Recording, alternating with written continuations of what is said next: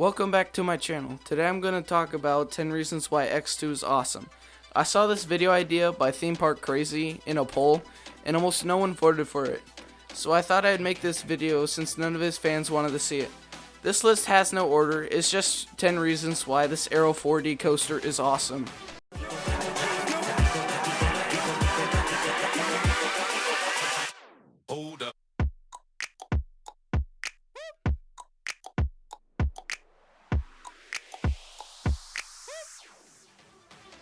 Number 1. That amazing face first drop. This drop is by far my favorite drop on any coaster. It feels like forever while you're staring at the ground. At first I wondered why they flipped you on the drop, but then I realized that the G-force on your face would be so uncomfortable it'd be an awful ride. Number 2. The jerkiness of the rotations. This adds to the out of control feeling that X2 serves up to its riders. Some of the people don't like X2 for this specific reason, but I think it adds to the overall experience. Number 3. The layout. This is probably the most bizarre layout for a coaster, except for the new Axis coaster. You start out with going up the lift hill backwards. Also, this is an aero lift hill, which means it equals terrifying. Then you go into the pre-drop, followed by the face first drop. After the drop, there is an inside Raven turn, then a right hand turn into a fly to lie, followed by the outside Raven turn into the last element, which is a fly to lie. Number 4. The backwards lift hill.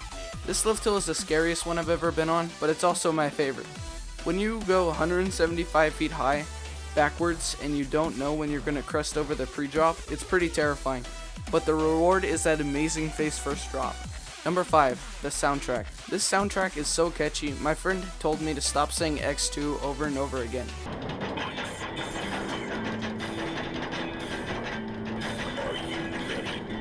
It really adds to the ride as part of the fun factor. Number 6. The restraints. Okay, this one might be a little controversial. I love these restraints for one reason. When you get out of them, it feels as if X2 is giving birth to you. Number 7. The innovation. X2 is a very innovative ride. I mean, it was the first 4D coaster.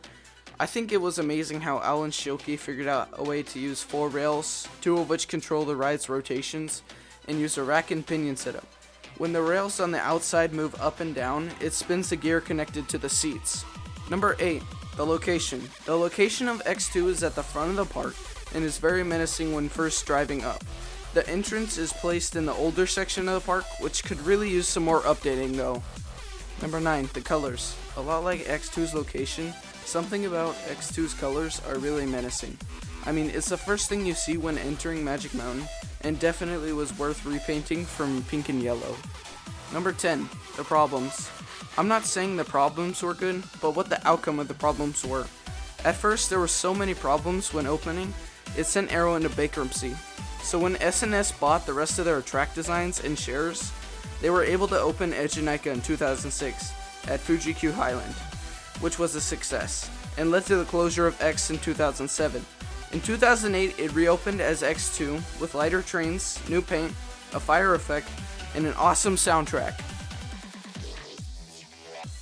Thanks for watching. I hope you enjoyed my video, and if you did, please consider subscribing and leave your video ideas and your favorite part about X2 in the comments below.